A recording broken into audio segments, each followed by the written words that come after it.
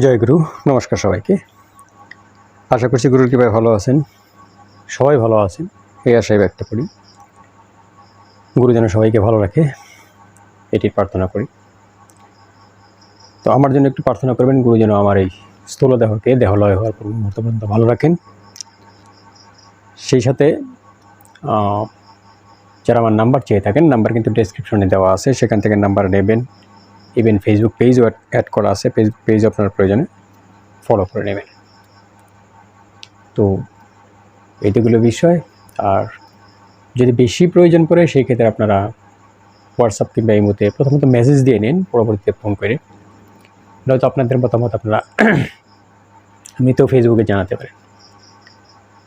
যাই হোক, আজকের বিষয় হলো, আমি তো কন্টিনিউ সরদা সম্বন্ধে ভিডিও দিচ্ছি।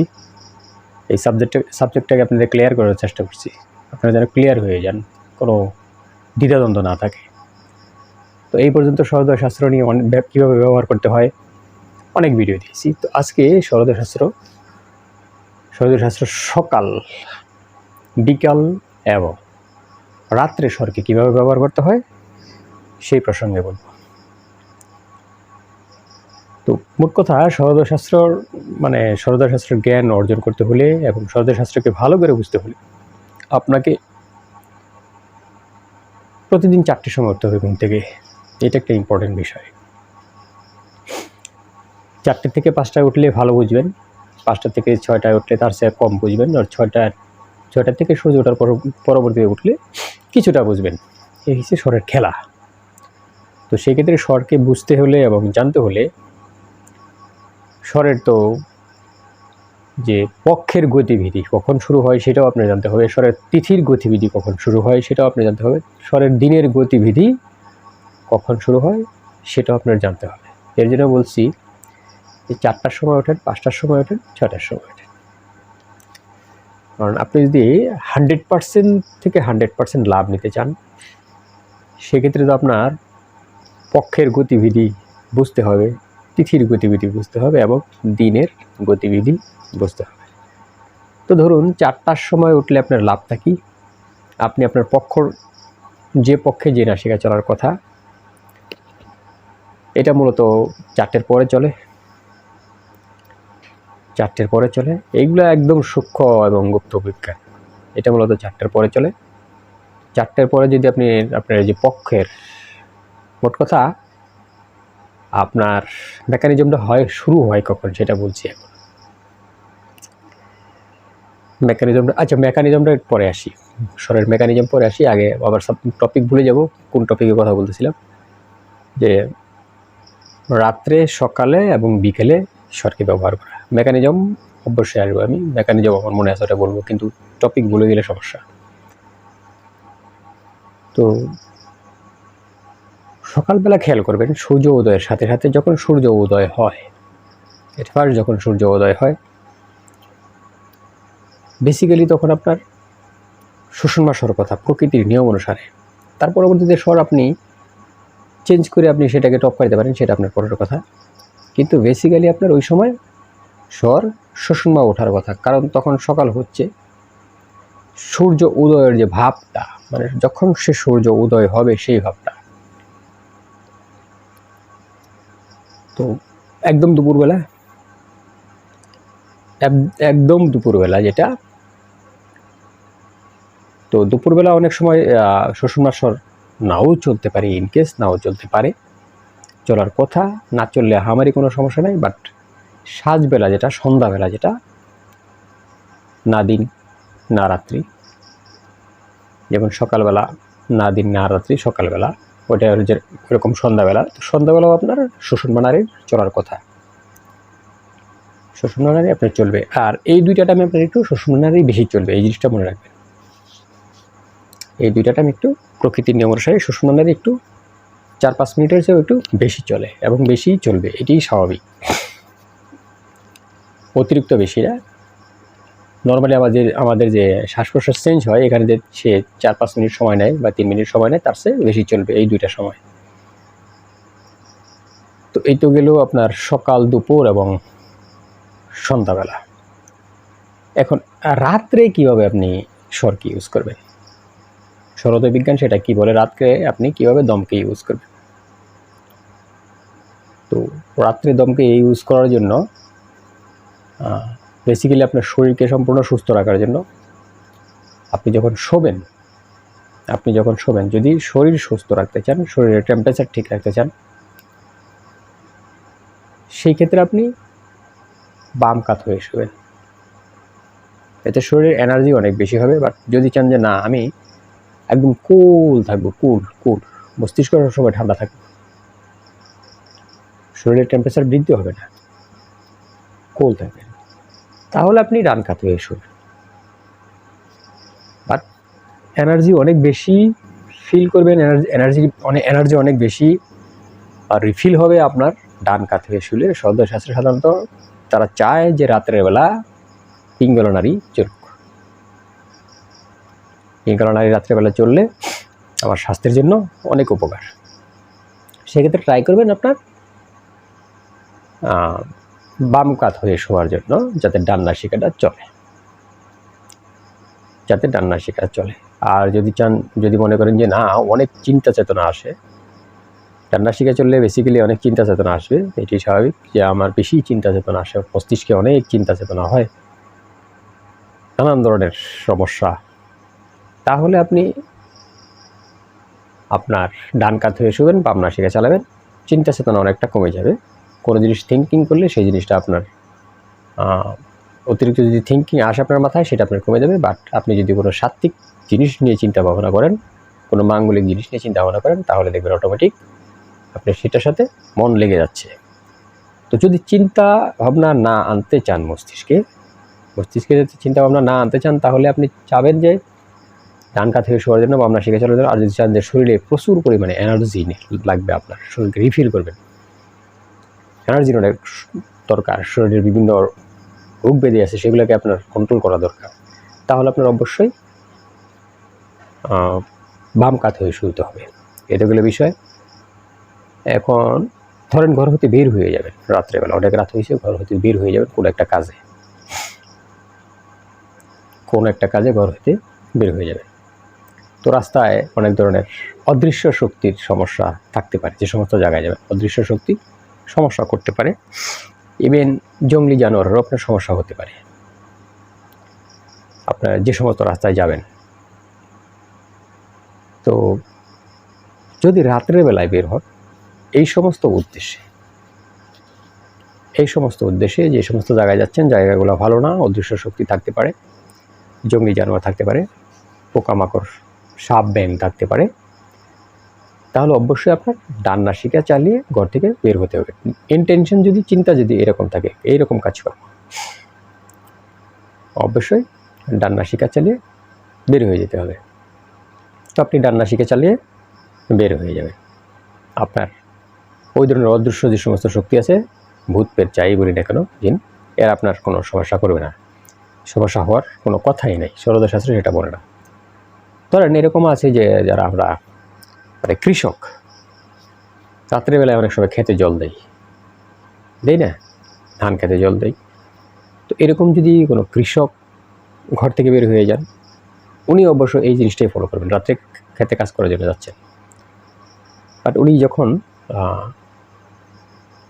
খেতে নামবে, মানে জলে নামবে, এরকম যদি চিন্তা চেতনা হয়, জলেও তো অনেক ধরনের সাপ পোকামাকড় থাকে না, থাকে তো আরও অনেক কিছু থাকতে পারে।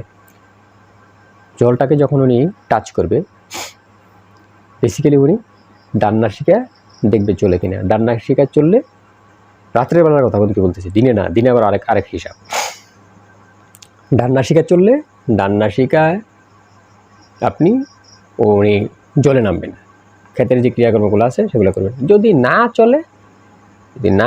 নাই চালাতে পারেন, তাহলে বাম নাসিকা চলে কমসে কম বাম পাটা আগে বাড়াবেন, কিন্তু বাম নাসিকা চলে ডান পাটা ফেলবেন না, তাহলে বিপদ হতে পারে, বিপদ হওয়ার সম্ভাবনা আছে।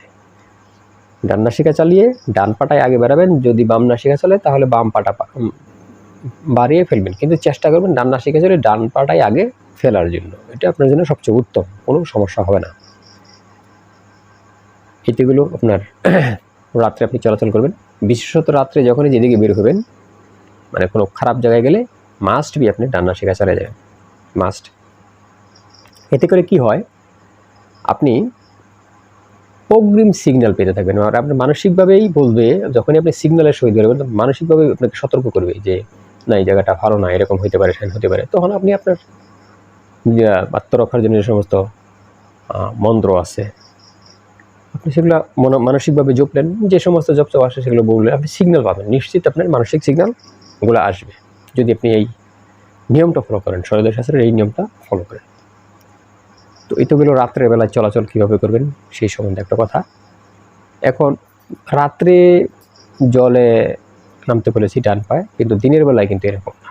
দিনের বেলায় আপনি জলের সাথে সম্পর্ক করবেন বাম নাসিকায়, আপনি স্নানাদি সারবেন বাম নাসিকায়, দিনের বেলায় বাম নাসিকাটা। আর রাত্রের জন্য আপনার কাজের জন্য এরকম প্রয়োগ।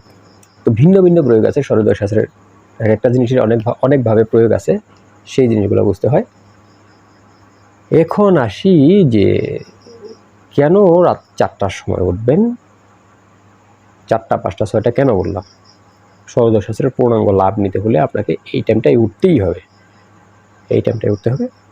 তো বেসিক্যালি ব্রহ্ম মুহূর্তের পরবর্তীতে, ব্রহ্ম মুহূর্তে যখন আমাদের বডিকে আমরা তো তখন ঘুমিয়ে থাকি, স্রষ্টায় যখন আবার বাংলা ভাষায় তো যেটা বলি পরিবর্তন যখন করেন আমাদের শরীরকে, ধরেন রিনিউ করেন যখন আমাদের শক্তিকে, আমাদের যে সমস্ত শক্তি আছে, এনার্জি আছে, যা কিছু রিনিউ করা লাগে উনি তো সেটা আমরা যখন ঘুমিয়ে থাকি ব্রহ্ম মুহূর্তে তখন করেন।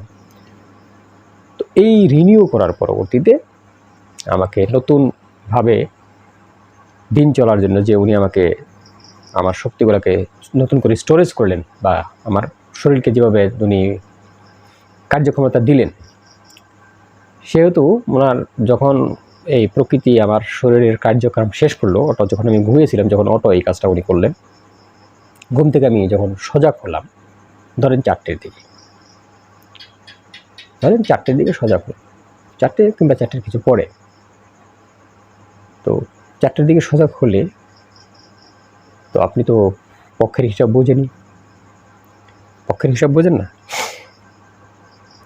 এই সময় আপনার আসবে পক্ষেশ্বর অ্যাট ফার্স্ট, 4টের পরবর্তীতে, একদম গুপ্তবিদ্যা।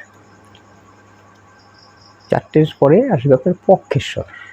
আপনি 4টার পরে খেয়াল করবেন যে আপনার পক্ষেশ্বর চলতেছে কিনা, কোন পক্ষে কী স্বর চলে এই ভিডিও কিন্তু দিয়েছি, আবার এইটা আবার এখানে প্রশ্ন করেন। কি আছে? পক্ষ আছে, তিথি আছে, দিন আছে, 3টা জিনিস হচ্ছে সূর্যোদয়ের মেইন জিনিস। এখন আসবে আপনার পক্ষেশ্বর। দেখলেন কৃষ্ণপক্ষ হলে, তারপর বলেও দিচ্ছি, কৃষ্ণপক্ষ হলে ডান নাসিকা চলার কথা। এটা 4টের পর থেকে 4টে থেকে 5টা পর্যন্ত ধরেন আপনার পক্ষেশ্বর আসবে, 5টার কিছু আগ পর্যন্ত। যখন ব্রহ্ম মুহূর্তের, মোট কথা হলো যখন ব্রহ্ম মুহূর্তের এক্স্যাক্ট সময়টা আপনার শেষ হয়ে যাবে প্রকৃতির নিয়ম অনুসারে, তার পরবর্তীতেই চলবে পক্ষের স্বর। ঠিক আছে, পক্ষের স্বর যখন মানে চলা শেষ হবে, তারপরে চলবে তিথির স্বর। তিথির স্বর যখন তিথির স্বরটা চলবে আপনার সূর্য উদয়ের কিছুক্ষণ আগ পর্যন্ত। ঠিক আছে, কিছুক্ষণ ধরেন সূর্য উদয় হবে 5টা 40 মিনিটে, ও 5টা সর্বোচ্চ 5টা 39 মিনিট পর্যন্ত চলবে। এটাই হলো সিস্টেম, এগুলো একদম এক্স্যাক্ট। এর জন্য সূর্যোদয় প্র্যাকটিস করতে হলে সূর্যোদয়ের আগে উঠতে হবে। তাহলে আপনি ধরেন কোনো ক্রমে, একদম এক্স্যাক্টলি বুঝে দিচ্ছি, কোনো ক্রমে আপনার তিথির স্বরটা, পক্ষের স্বরটা আপনার 4টার থেকে চলা শুরু হলো, ধরেন ওই দিনকে 6:30 আপনার 6টায় 10-15 সূর্য উঠবে, ধরে নিলাম 6:10 সূর্য উঠবে, 6:10 সূর্য উঠবে। তো 4টের থেকে মানে আমার পক্ষের স্বর চলা শুরু হয়েছে, 4টে থেকে চলতেছে। তো সূর্য উদয়ের 5 মিনিট আগ পর্যন্ত সে চলতেছে, যে টাইমে সূর্য উদয় উঠুক 5 মিনিট আগ পর্যন্ত সে চলতেছে। তার পরক্ষণে আবার চেঞ্জ হয়ে তিথির স্বর আসলো, তার পরক্ষণে চেঞ্জ হয়ে আপনার তিথির স্বর আসলো। ঠিক আছে। তো তিথিস্বরে আবার তিথিস্বরে আপনার ওই নাসিকাটা চলা শুরু করলো। ঠিক তার 2 মিনিট পরে মনে করেন সূর্যোদয় হবে, তখন আবার ওই দিনের স্বরটা অটোমেটিক চলে যাবে।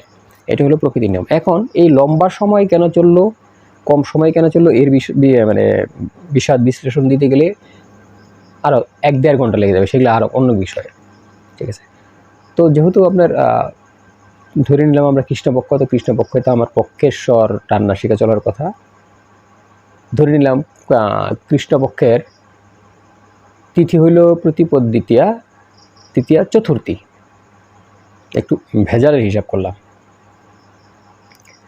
তো কৃষ্ণপক্ষে চতুর্থীতে তো আমার পক্ষের স্বর তো আমার টান নাসিকা চললো, সেই ক্ষেত্রে তিথির স্বর, তো তিথির স্বর তো এখানে আমার বাম নাসিকায় আসে, তিথির স্বর হিসাবে আমার এখানে বাম নাসিকায় আসে, তো বাম নাসিকায় চলতে হবে। ঠিক আছে, বাম নাসিকায় চলতে হবে। এখন দেখলাম যে তিথির স্বর তো বাম নাসিকায় আমার আসার কথা, বাম নাসিকায় আসলো। দিন আমার সূর্য উদয়ের, যখনই সূর্য উদয় হবে তখন থেকে দিনের স্বর শুরু হবে। সেটা কেমন? ওইখানে আর একটা জিনিস মিসিং হয়ে গেছে, সেটা বলে নেই। এই যে সূর্য উদয়ের যে টাইমটা আছে, ওরা যখন পক্ষেশ্বর এবং তিথিস্বর চলল, ঠিক আছে, পক্ষেশ্বর তিথিস্বর চলার পরবর্তীতে ও কিন্তু একটু সময় শোষণ মানারি চলবে, একটু সময় শোষণ মানারি চলবে। শোষণ মানারি চলেই ও দিনের স্বরে চলে আসবে, শোষণ মানারি চলেই ও দিনের স্বরে চলে আসবে। আসলে মানে সরোদয় বিজ্ঞান বুঝতে হলে, আপনার প্রপার বুঝতে হলে, এটা বিশাল একটা বিজ্ঞান। আমি তো বলেছি ভিডিও তো আমার 200-র উপরে। তো দেখা গেল কি বলছিলাম, যে কৃষ্ণপক্ষ আমার চতুর্দশী, তিথি হয়েছে চতুর্দশী, তো সেই ক্ষেত্রে আমার বাম নাসিকা চলার কথা। তাহলে কৃষ্ণপক্ষে আমার ডান নাসিকা চলবে, তিথিতে আমার বাম নাসিকা চলবে। এখন বার ধরেন চতুর্দশীতে বার আপনার ধরেন শুক্রবার,